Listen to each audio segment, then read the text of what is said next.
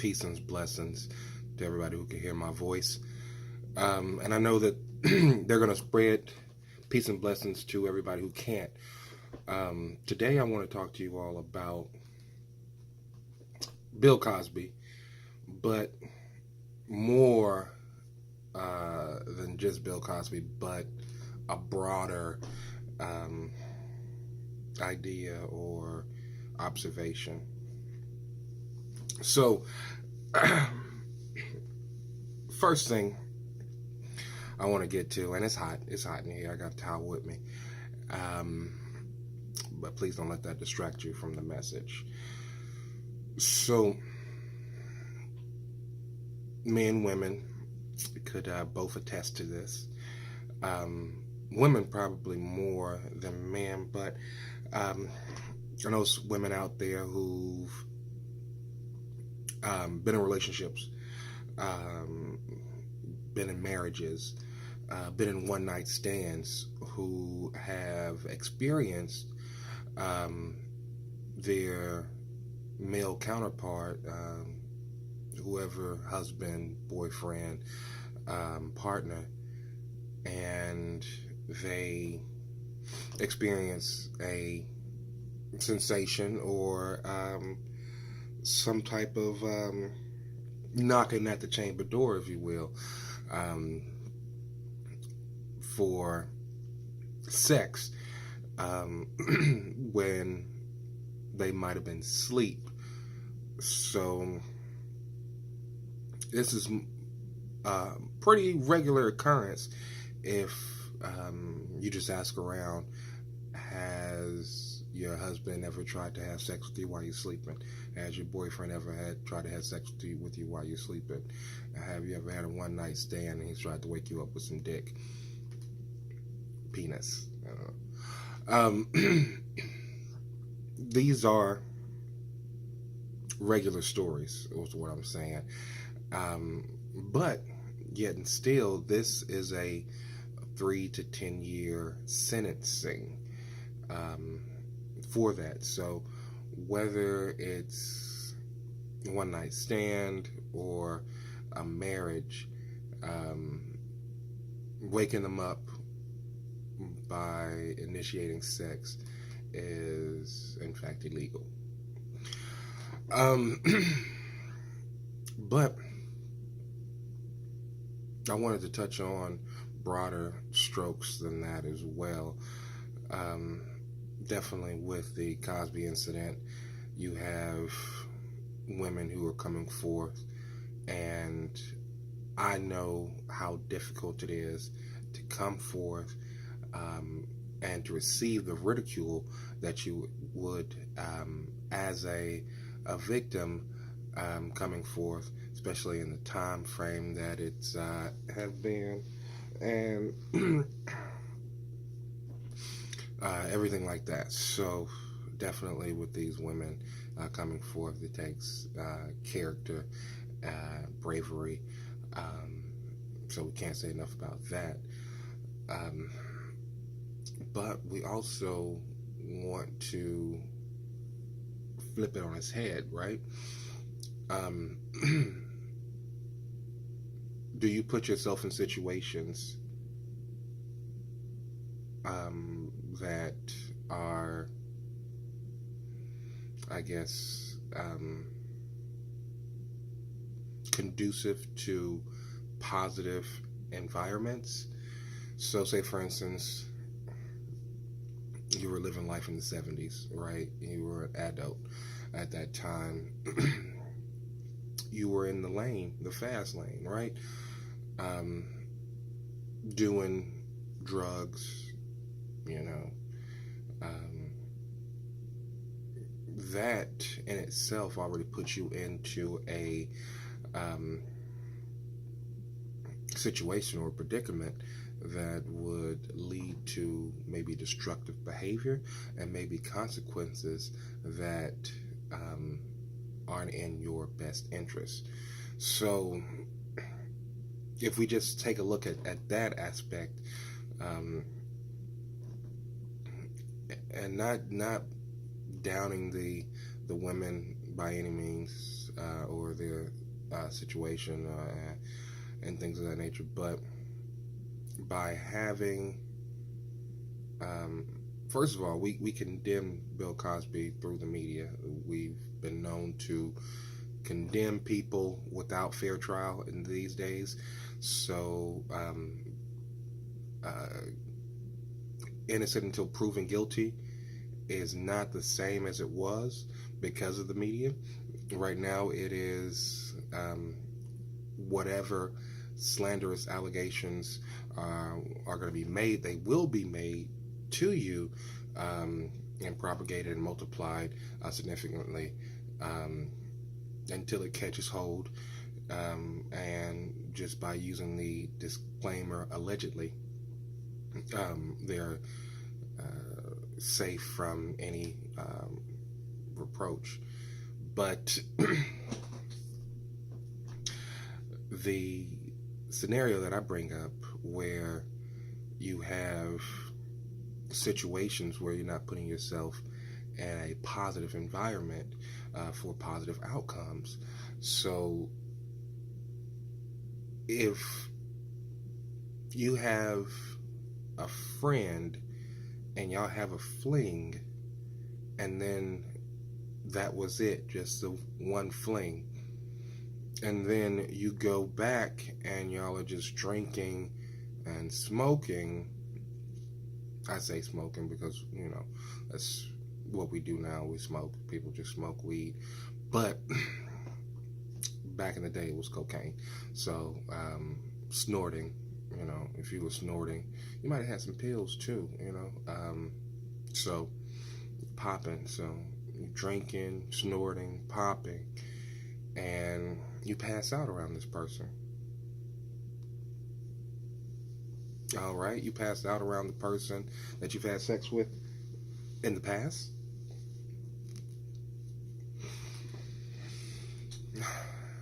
But if we go and ask 100 women, have they ever experienced a situation where they were being woken by a sexual advance? So how many of those women would say, out of 100, would say yes, they have been awoken by a sexual advance? So if we take that into consideration, and the broader stroke that I'm getting to now is men, it's definitely hard being a man. I'm not going to try to say, what we do is right, or trying to give any credibility to it or validate it in any way, shape, or fashion, because there is no credibility to someone that does something like this, that takes advantage of anyone, that is definitely not allowing someone to live their free life, because not only do you damage them physically, but permanently damage them mentally in such a way that they might not ever recover. So I'm definitely not validating any type of behavior that is damning or could have consequences and repercussions on someone's well-being. But like I said, being a man is hard. What I'm saying by that is that testosterone mixed with libido, it creates a monster. Statement. Testosterone mixed with libido creates a monster. This is by design. It's for the reasons of procreation. So as you might, and I just had to get a little bit of that computer light back on me because it was doing the trick, I believe. But as you as you're going through life, definitely there is no manual of being a human. You have to be taught what humanity is and what social behaviors you could become accustomed to in your life. This is going to be passed down by your parents, by your school, by your police officials, whoever it may you deem as authority. When it comes down to the social constructs of what makes up society. But this one thing, though, and like Michael Jackson said, tell them that it's human nature. It's libido and testosterone. Now, you hear of, I don't know if you still hear of this, but when I was growing up, I've heard of this.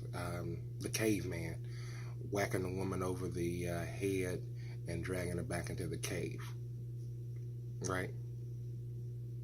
We've come a long way since then.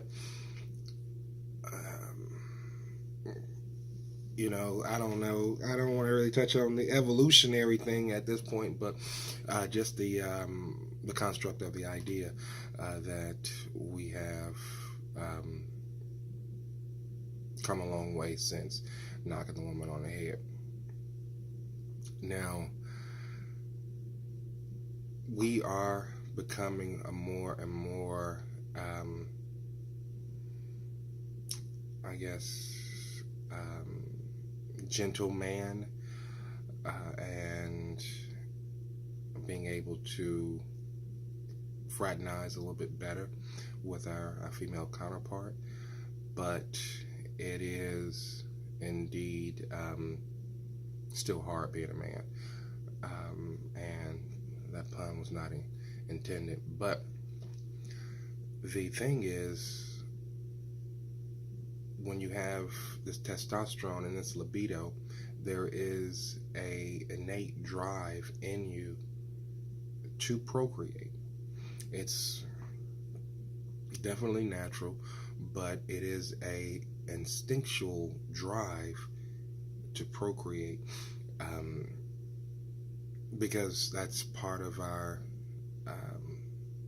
survival, if you will. Half of us, half of the woman becomes another being that lives on beyond us, and we procreate. Now, there's nothing in nature that shows a woman or the female of the species going after the male of the species. I don't see it. I don't know. Now, I've watched Animal Planet. I watched Earth, but I've never seen anything that really goes to the notion that a woman or a female of the species is looking to mate, so they have a dance or a color or what have you. Now, I've never seen that, but I've always saw the male of the species having the brighter colors, having the dance, having the gladiator kind of arena to show the biggest baddest on the land or what have you.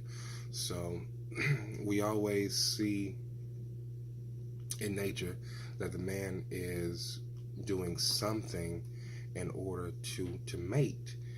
Um, and that's that instinctual drive.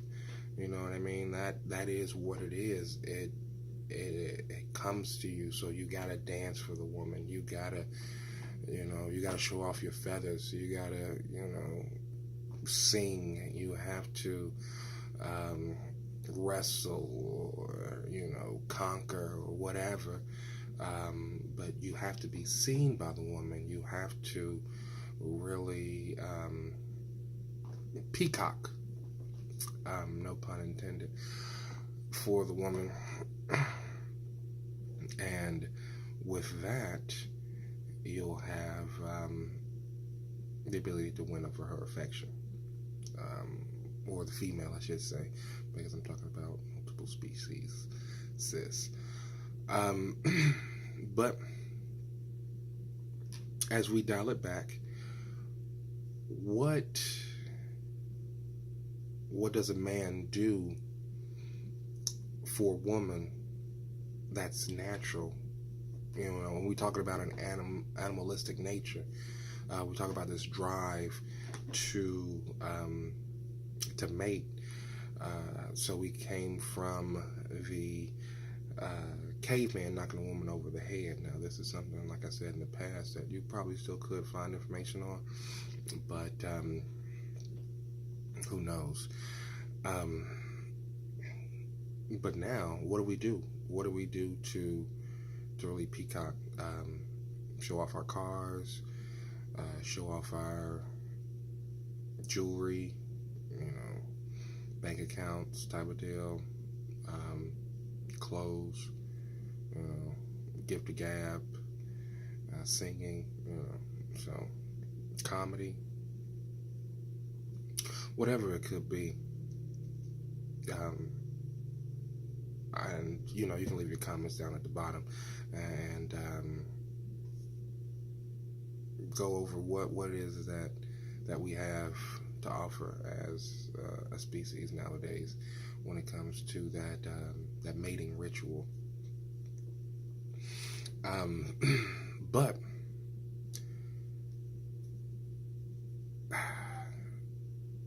when you're talking about the drive, when you talk about this instinctual desire to procreate, now, as far as the intelligence of a man or male, definitely humans are going to be smarter than animals, and because of that, we should be able to be gentlemen, observe ourselves, and really fall back and allow things to happen at a pace that the female initiates. You know what I mean? So, and that should always be the case. But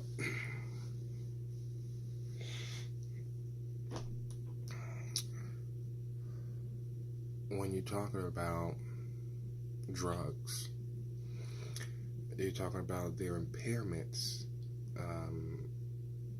not able to drive, not able to think rationally, not being cognitive of your surroundings, things of this nature. When you talk about drugs, bringing back into the picture, and then you're talking about a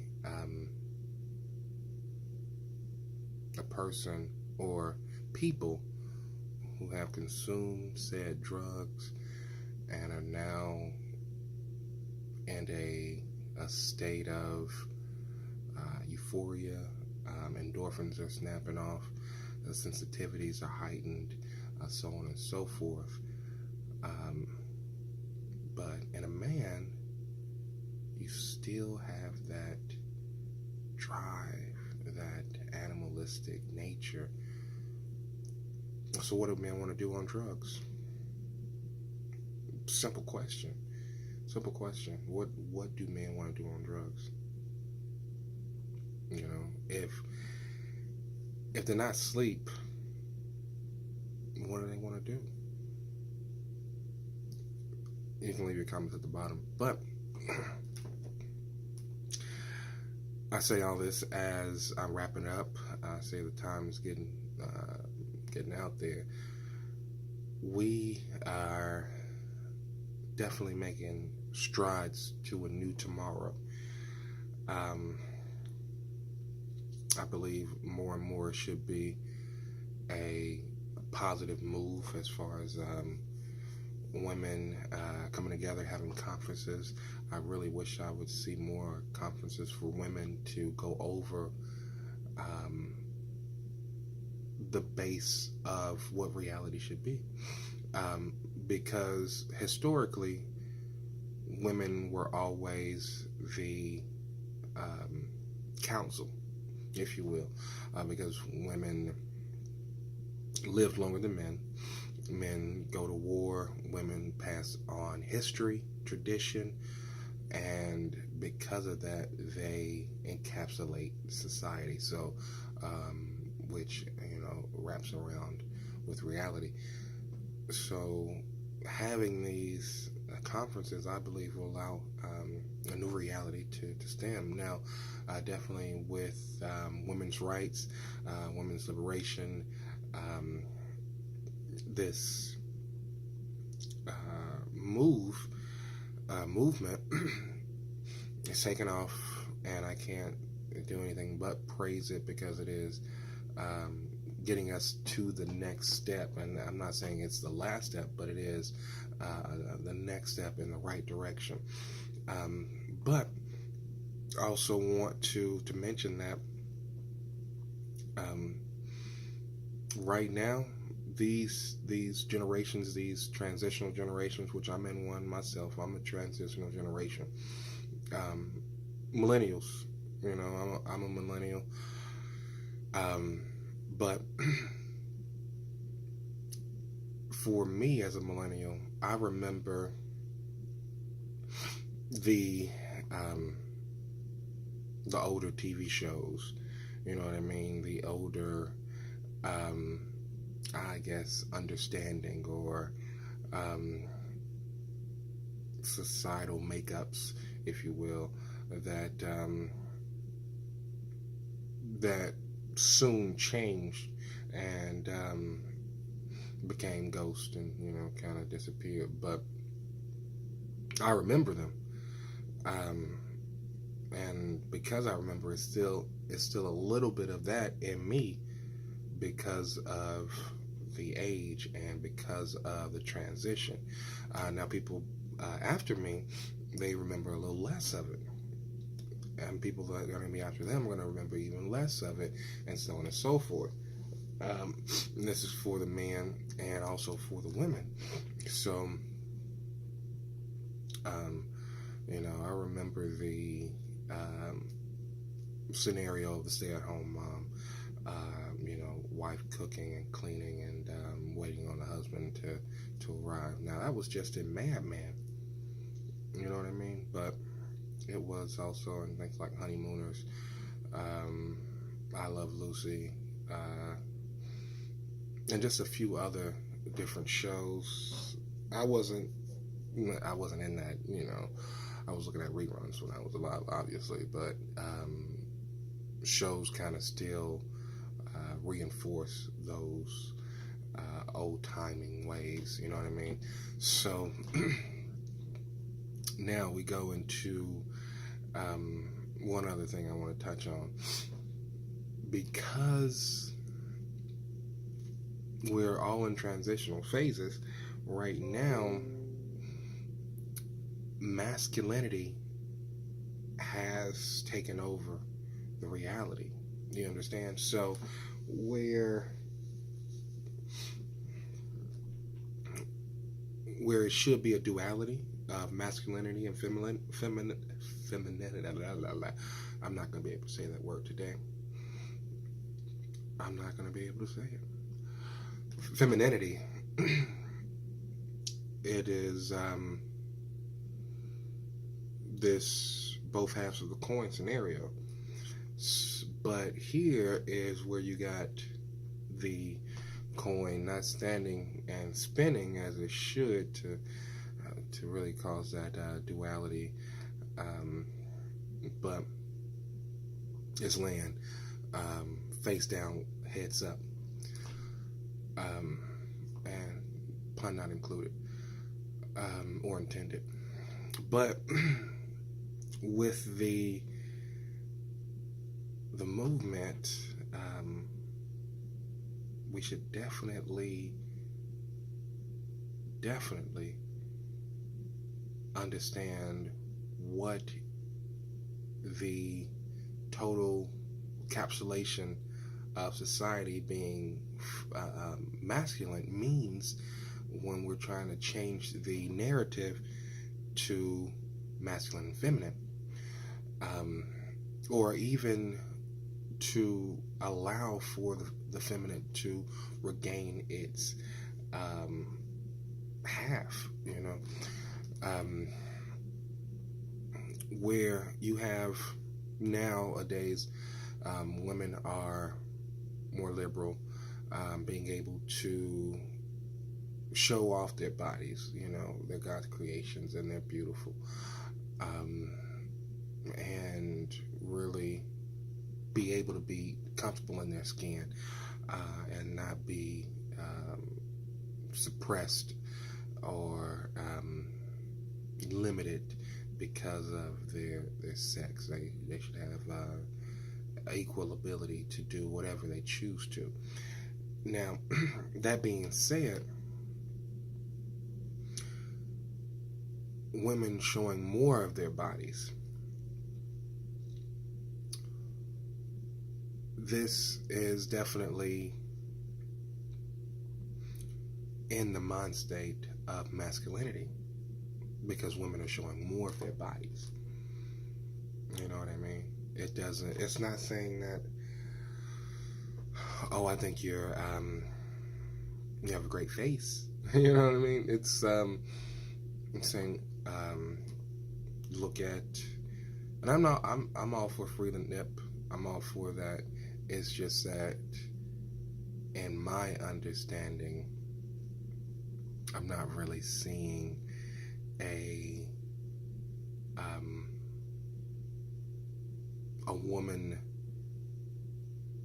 really reinventing the status quo, and I believe that's what needs to take place. So when you talk about things like sexy is what? Sex? Why? Yes. So you have sex, you have why. Why is yes. Sex, why, yes. Or sex, why? Question mark, sex, why? Or sex, yes, question mark. Sex, yes. If you're in some other parts of the world, you might get that a little bit easier, because people say yes with the different intonations in the voice to indicate a question. So yes, yes, yes, yes. Okay. So sex, yes, yes. Okay. But as we look into what sexy is, being sexy puts you into the masculine, because you were sexy to a man. You know what I mean? So that part of being sexy is something that would ultimately have to get out of, because you being sexy, you being able to flaunt, is a great thing. I'm not taking anything from that. It's a great thing, but it's it's only a transition. Right now, looks like we're transitioning into a generation where women can walk around naked and men won't take their dicks out or penises. So that's where we're ultimately going, you know, before we, I guess, do reform. But it's just,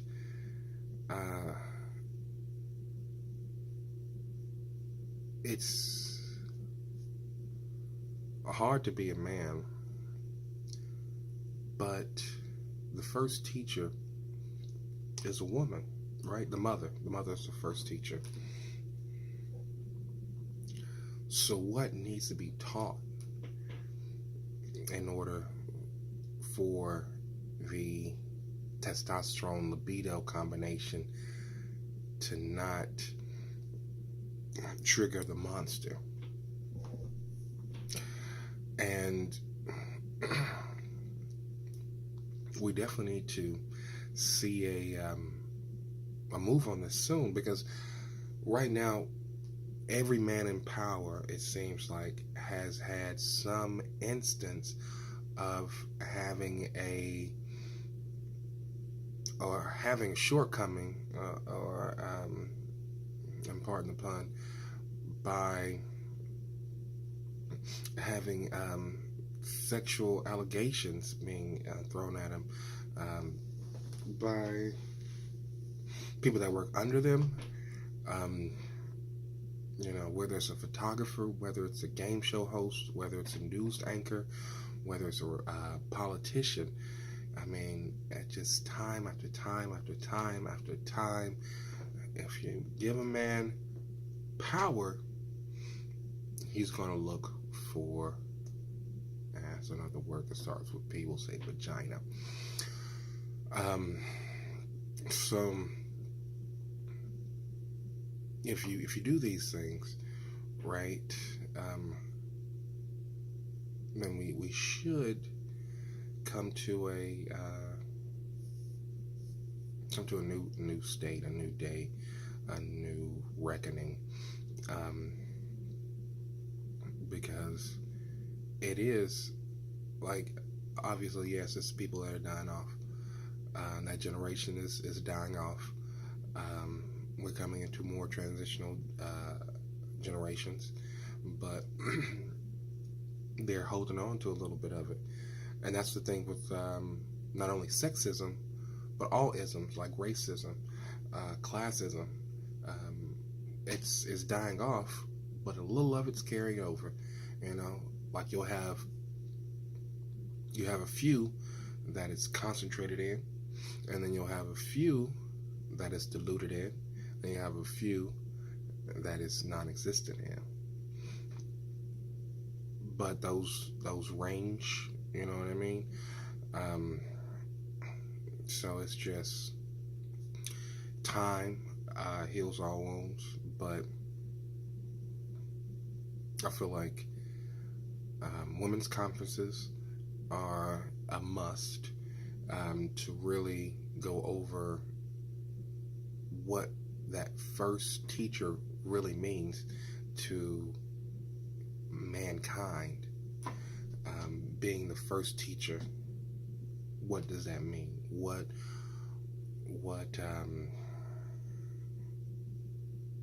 powers does it grant you? What abilities does it hold for you? And what significance it is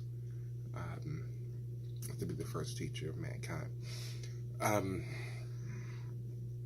Second, to understand that roughly all of your ideas are coming out, just like science. Say, for instance, we have these notions. Say, for instance, right now there are a lot of flat earthers, and you have spheres, spherical, globe model or whatever. So you have the flat earth, you have the globe. If you say, all right, well, we've got this flat Earth over here, and then we get all the information from the flat Earth, right? So 20, 30 years, we don't question the flat Earth anymore. We just go with what was already said, and now the studies that have already been done to really not even play to the part of the flat Earth, but it really is just built on top of it. Flat Earth being a foundation. So, and I should have went with global model. But so say for instance the globe model, right? And gravity. So as you say, the Earth is a globe, gravity is a thing that bends space-time, and we take it from there, right? So now we talk about rocket ships or rockets taking off in outer space.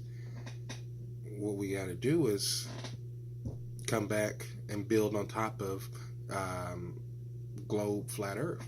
Globe gravity, and then we take it from there. So it's always something that's built on top of it. So right now, with masculinity as a societal approach, everything has been built off of masculinity as its foundation. What women would have to do is come back and re-challenge the original structure, the foundation of it, break it apart, and rebuild something that is more dual set, if you will. Now, being that the feminine is more imaginative and emotional, if we had a if the coin was flipped from the heads to the tails, then I believe men can still thrive in that type of society, because where the idea comes in, we're able to put the logic and create a representation of it, or manifest it into reality. And then with those emotions, being able to hone in on our human nature, or the best of us, you know what I mean, and try to think about the impact on society, on children, and on the world. So I think that emotional aspect and that imaginatory aspect, we would still be able to thrive in. So even if they wanted to just come back and flip it over, that would be something that would be able to be done. So